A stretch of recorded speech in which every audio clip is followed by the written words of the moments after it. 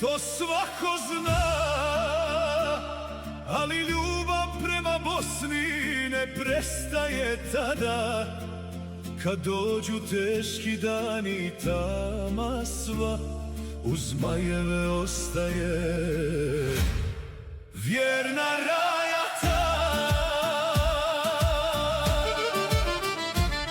Protiv Švicarske sreća nije bila tu, ali još vjerujemo u ekipu svu, jer Bosna se nikad ne predaje lako, to zna navijač i dijete svako.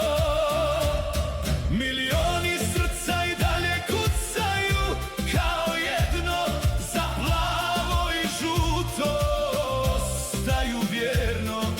Kad tribina pjeva i zastava se vije, nada u Bosnu manja nikad nije.